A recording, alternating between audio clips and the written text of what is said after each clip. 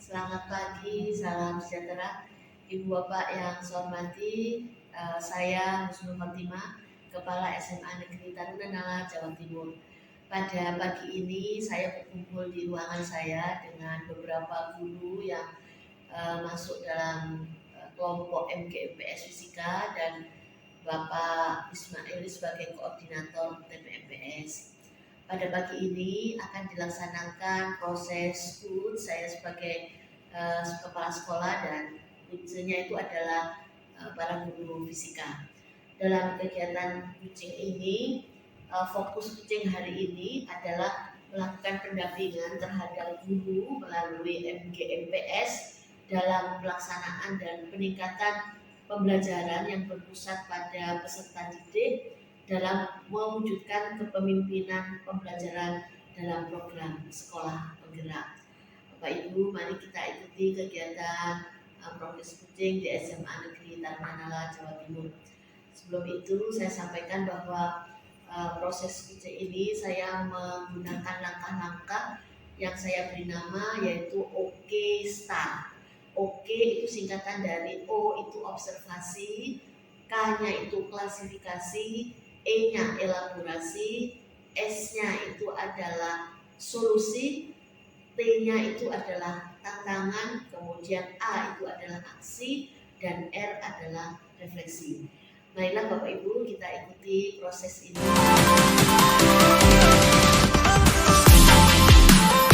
Taruna Jawa Timur, yang mana beliau ini bertugas untuk mengkoordinir kegiatan MGMPS yang dilaksanakan oleh teman-teman seminggu sekali di SMA Negeri Taruna Nala, Jawa Timur. Kemudian di sebelahnya Pak Ismail, ini adalah Bapak Karno Widodo, guru mata pelajaran fisika. Kemudian sebelah kanannya Pak Widodo itu adalah Ibu Krista Yohana. Kemudian di sebelah kanannya Bu Krista itu adalah Ibu Ratih Tri Aidawati.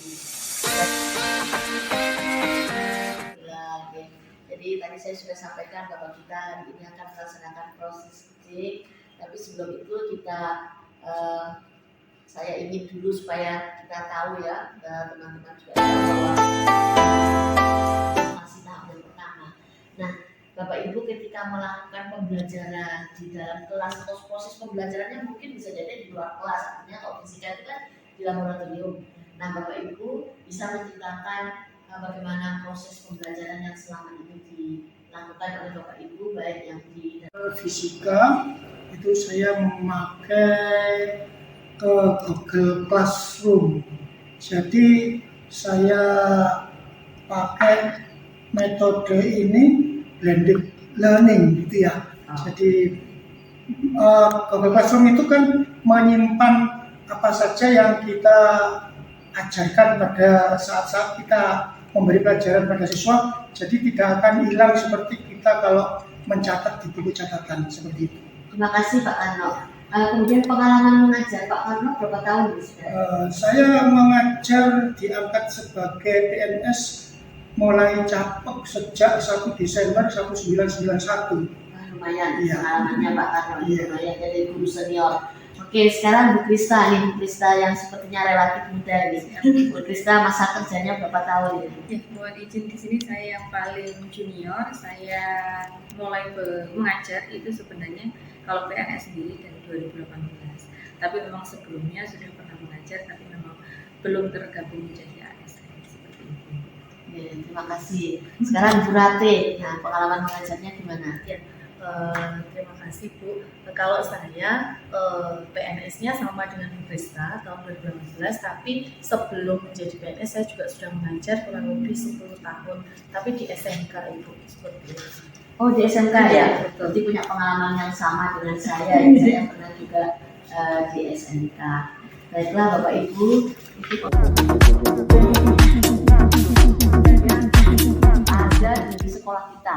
Keragaman itu harus kita klasifikasikan supaya nanti kita mudah dalam memberikan solusi dan sebagainya. Nah, berdasarkan observasi tadi, Bapak Ibu mungkin bisa mengklasifikasikan keragaman peserta didik kita atau keragaman anak-anak kita di SMA Negeri Taruna Nala, Jawa Timur.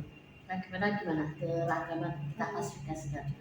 Resta. Kalau di saya mungkin ada satu keragaman terkait ini ya Bu ya, kemampuan akademik. Jadi memang kemampuan akademik di awal pembelajaran itu anak-anak itu berbeda. Ada yang siap, ada yang belum, dan mungkin ada yang punya bekal dan juga ada yang masih blank dalam mempelajari materi fisika. Oke, kemampuan akademik ya. Kemudian kalau dari Pak Karno ada keragaman apa Pak? Keragaman dalam kecepatan mengerjakan tugas karena intelektual mereka berbeda-beda intelijensinya gitu. Kecepatan ya. Ya. Kecepatan. Kalau dari Bu Rate?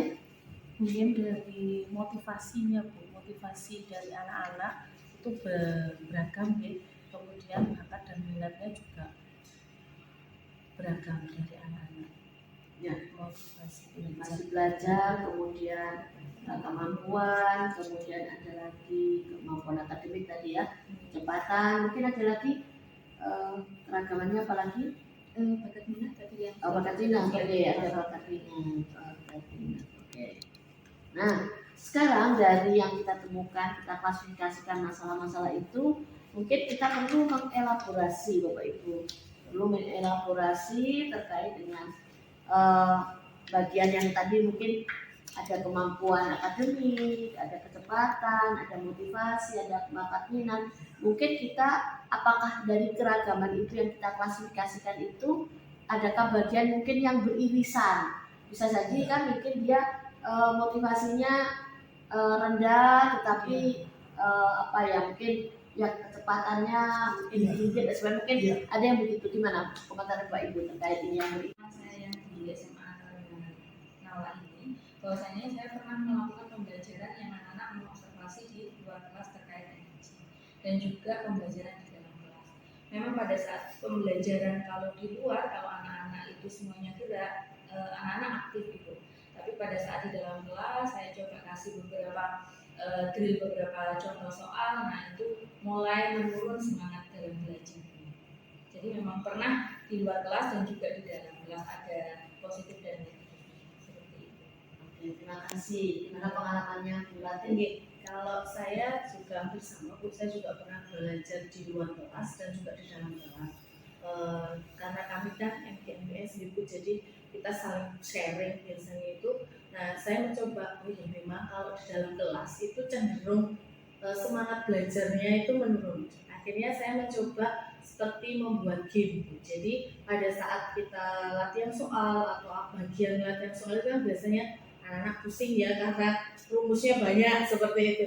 Jadi kami buat untuk game. Jadi biar lebih bersemangat dan lebih mungkin berkesan bagi. Terus saya bagi kemagnetan itu dari magnet melalui yang dihasilkan oleh kawat yang lurus, kemudian magnet yang dihasilkan oleh kabel ikat, kemudian magnet yang dihasilkan oleh solenoida, kemudian magnet itu bisa menghasilkan suatu gaya kalau digerak seperti gaya Lorentz gitu ya. Kemudian dari beberapa bab itu saya share pada siswa untuk didiskusikan, mereka maju kelompok demi kelompok di depan dengan presentasi menggunakan PPT yang dibuat oleh siswa itu. Demikian. Terima kasih. Dari saya itu kalau yang saya temukan di kelas itu anak-anak itu mempunyai karakter yang berbeda karena mungkin karena latar belakang dari wilayahnya juga berbeda. Ada yang cenderung yang pendiam, ada yang sangat aktif, ada yang harus diberi motivasi dulu baru dia bergerak seperti itu. Kemudian juga pada saat ada diskusi itu saya pernah bertanya bahwa ternyata tujuan mereka bersekolah pun di sini latar belakangnya sudah berbeda. Ada yang karena terdorong ingin menjadi nanti masuk ke angkatan laut seperti itu. Jadi karena ini memang bekerjasama dengan laut maka mereka juga bersekolah di sini. Karena ada yang ingin membanggakan orang tuanya karena orang tuanya juga seorang angkatan laut, jadi dia masuk sekolah sini karena ingin jadi kuliah di Wuhan seperti itu. Jadi latar belakang dan karakternya Jadi kita nyocok beragam ya. Gimana kalau menurut Bu Krista ini? Kalau di kelas saya itu selain dari keberagaman dari tujuan setiap siswa, memang juga ada keberagaman akademik. Jadi kemampuan awal yang dimiliki oleh siswa itu beragam. Saat kita memberi materi, ternyata memang ada anak yang sudah siap untuk kita langsung beri materi, ada anak yang masih perlu disiapkan dulu. Nah, itu yang terkadang juga membuat kita menjadi satu kendala. Bagaimana ya kita bisa memberikan solusi kepada mereka. Kalau Pak Tarno, Ya, saya juga keberagaman itu dimiliki oleh siswa. Ada yang mereka mempunyai kecepatan kerja yang tinggi, dan ada yang kecepatan kerjanya itu sangat rendah sekali. Itu tetap kita beri suatu kesempatan mereka untuk berproses begitu. Jadi tidak satu keputusan bahwa ini tugas harus dikumpulkan tanggal sekian, bukan. Tapi setiap pertemuan selalu saya minta kamu belum mengerjakan tugasan ini, belum mengerjakan tugasan itu gitu. Sehingga mereka yang lambat sekali kerjanya, ya tugasnya banyak yang masih kosong-kosong gitu ya, yang kecepatannya tinggi dan tugasnya itu sudah penuh gitu. Tapi saya dengan sabar gitu, jangan khawatir untuk mereka yang tugas-tugasnya banyak yang kosong, itu berarti kemampuannya memang seperti itu. Seperti itu nanti kita beri nilai minimal KKM lah. Sekarang menurut Pak Karno, solusinya kira-kira apa Pak? Ya. Pembelajaran yang kita berikan pada siswa itu harus sesuai tingkat kebutuhan siswa. Misalnya nanti siswa akan masuk ke akademi yang akan laut, maka kebutuhan siswa itu pada pembelajaran apa saja.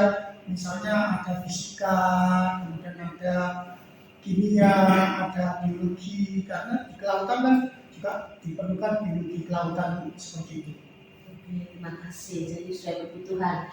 Kemudian kalau dari Krista, Kalau dari saya untuk memotivasi belajar anak-anak itu kita harus melakukan asesmen terlebih dahulu. Jadi kalau kita tahu kita memberikan asesmen terlebih dahulu, kita tahu bahwasanya anak ini butuh apa gitu. Posisi dia sekarang di mana dan apa yang dia butuhkan, maka itulah yang akan kita beri. kalau berarti Kalau menurut saya pembelajaran yang dilakukan di kelas itu harus menarik. Karena kalau tidak menarik, ya tadi sudah motivasinya kurang, pembelajaran tidak menarik, ya, tambah nol hasilnya. Jadi kalau motivasinya kurang, terus kemudian ternyata asik ya belajar fisika itu, oh menarik ya, pembelajarannya beragam ya, tidak hanya mengerjakan soal saja seperti itu. Jadi anak-anak akhirnya oh ya, saya senang lah akhirnya belajar fisika, belajar di sekolah sini seperti itu. terima kasih. Jadi ini Bapak Ibu sudah menemukan solusi-solusi ya, walaupun solusinya itu berbeda tapi saling terkait. Nah, Pak Karno tadi itu menyampaikan bahwa pembelajaran yang saya berikan itu harus sesuai dengan kebutuhan siswa. Kemudian Bu Krista tadi menyampaikan bahwa saya harus memberikan asesmen yang tepat kepada anak-anak, gitu kan. Kemudian Bu Rati menyampaikan pembelajarannya harus menarik, asesmen yang tepat kepada anak-anak, gitu kan. Kemudian Bu Rati menyampaikan pembelajarannya harus menarik. Nah, kebayang kan oleh kita bahwa kita akan melakukan itu kan pasti terbayang. Dan tentu saja saya pikir sebagai seorang guru itu juga ketika kita membayangkan solusi yang akan kita lakukan pasti Bapak Ibu juga harus menggambarkan juga atau sudah kepikiran juga tantangan-tantangan yang akan dilalui ketika Bapak Ibu memilih itu gitu ya. Jadi solusi misalnya Krista, saya ini mau membuat asesmen yang tepat, maka ketika saya membuat asesmen itu kira-kira tantangan yang akan saya hadapi apa gitu kan. Kemudian Bu Rati juga begitu. Nah kira-kira nih sekarang Bu Krista nih terkait asesmen ya. Jadi ketika saya bisa saya harus bikin asesmen yang tepat gitu ya. Menurut Bu Krista kira-kira yang terbayang tantangannya apa ya? Kalau tantangan itu saya mengalami sendiri bahwasanya sebelumnya saya itu melakukan asesmennya itu jauh di awal pembelajaran karena waktunya saya tidak mengambil waktu dalam pembelajaran sehingga saya rasa hasilnya itu kurang tepat. Maka perlulah asesmen diagnostik yang diperoleh pertama bisa dari pembelajaran sebelumnya dan yang kedua adalah tepat sebelum pembelajaran itu dimulai. Nah, kalau misalkan tepat sebelum pembelajaran itu dimulai pasti perlu waktu juga gitu dalam melakukan aksesnya. Itu yang Prista rasakan tantangannya. Barangkali Bu Prista punya tantangan lagi yang terbayang itu kira-kira apa lagi tantangannya kira-kira? Karena memang perlu waktu, pasti kan juga perlu ini juga kita perlu waktu terkait dalam mengelola hasil asesmen itu. Jadi hasil asesmen itu karena kita lakukan tepat di awal pembelajaran.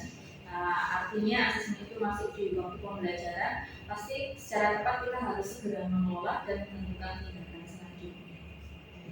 Oke, bagus ya.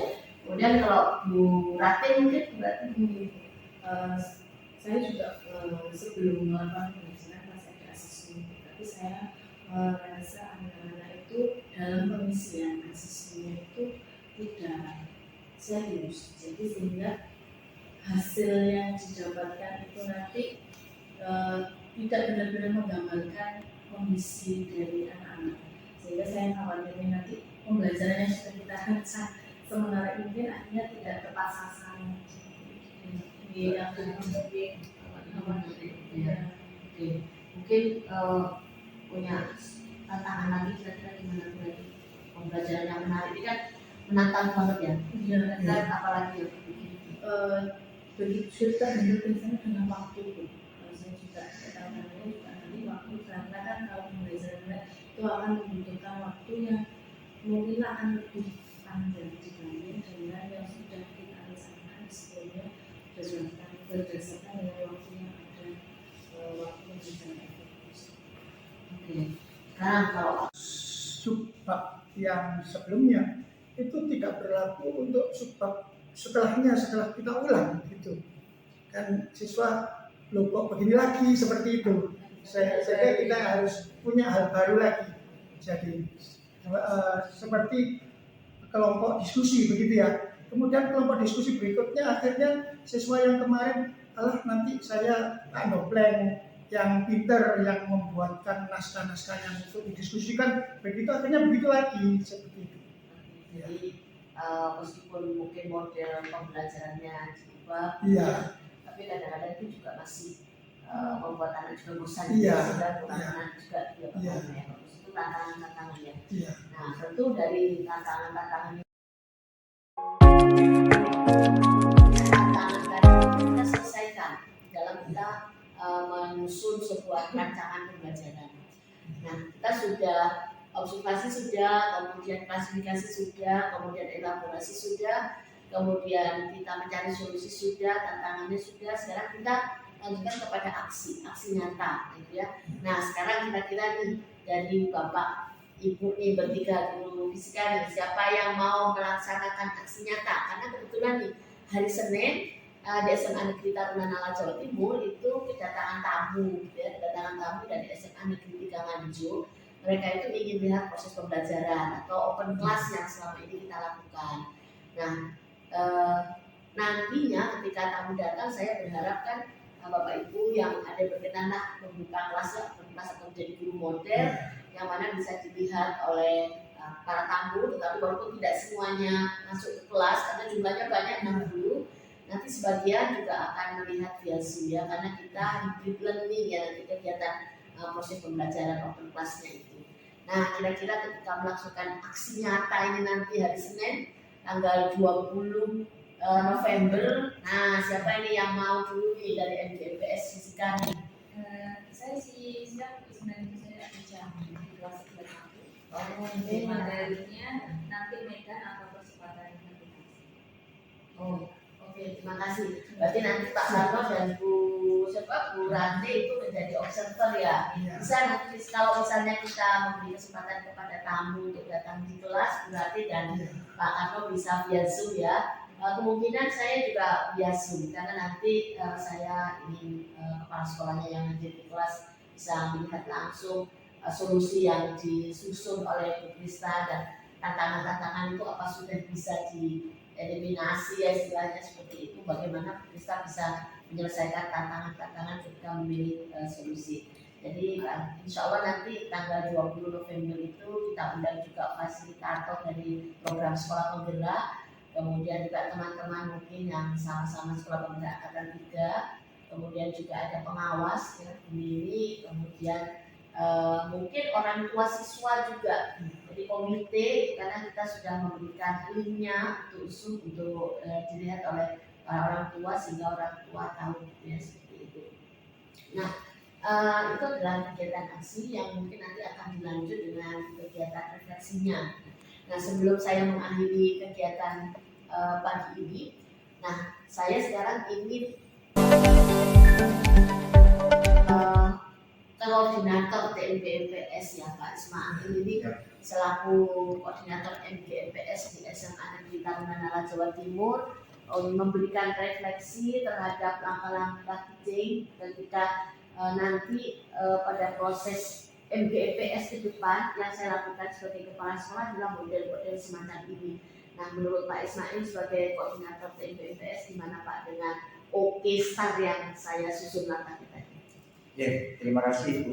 Dan yang perlu kita ambil makna dari open class serta kita membukakan konsep OKSTAR, bahwasanya kita akan memperoleh gambaran secara utuh untuk perbaikan dalam pembelajaran kelas yang terfokus kepada siswa.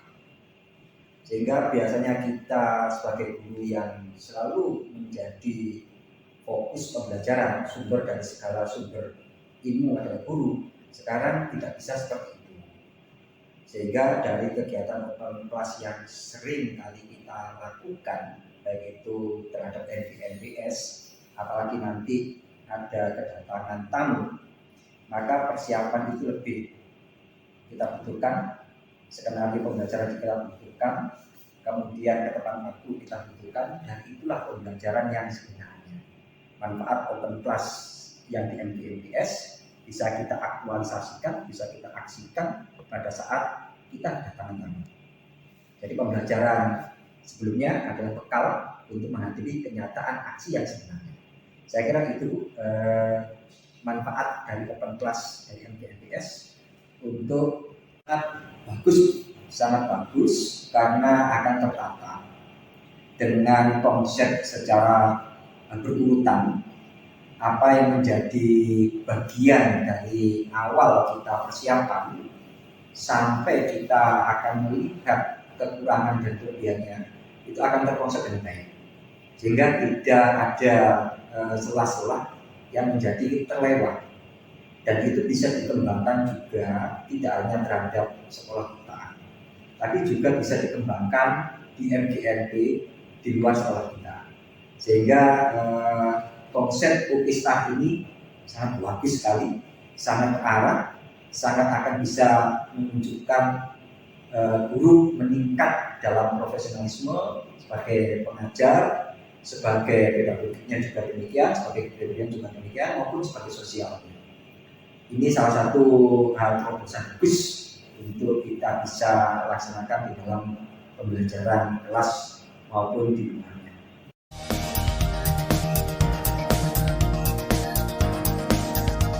PS mungkin sudah bisa ikut langkah-langkah OKSTAR ya, jadi hasil-hasilnya seperti itu. Kemudian nanti ada aksi nyatanya, kita sudah punya ya Pak Ismail sudah menyusun instrumen apa yang harus diamati siswa saat belajar. Jadi pengamatan kita itu fokus kepada bagaimana siswa belajar dengan Bapak Ibu guru yang mengajar. Baiklah, itu refleksi kita Bapak Ibu, tapi nanti ini adalah bagian yang terakhir ya dari start kan refleksi Pak Ismail, kita sudah refleksi. Tapi nanti kita juga akan melihat setelah aksi yang dilakukan oleh Krista pada tanggal 20 November hari Senin jam berapa bisa jam setelah istirahat kedua kira-kira jam 1 siang ya. Jam 1 siang nanti kita minta juga tamu-tamu yang datang dari pengawas fasilitator untuk merefleksi aksi yang dilakukan oleh Bu Krista, dan kita juga bisa merefleksi dari kegiatan ini tadi bahwa memang langkah-langkah OKSTAR itu bisa dipakai di MGMPS Tarunanala, bahkan Pak Ismail juga mudah-mudahan bisa menginspirasi sekolah yang lain di Indonesia begitu ya, karena sekolah perguruan di seluruh Indonesia. Baiklah, Bapak Ibu yang saya hormati, inilah tadi proses reading yang sudah saya lakukan pada MGIPS Fisika, dan insya Allah kedepannya kita akan melakukan terus proses reading semacam ini dengan menggunakan langkah-langkah orkestra kepada MGPS mata pelajaran lain di SMA Negeri Tarunanala, Jawa Timur. Terima kasih atas perhatiannya. Saya akhiri, ihdinas siratal mustaqim. Wabillahi taufiq wal hidayah. Assalamualaikum warahmatullahi wabarakatuh. Waalaikumsalam.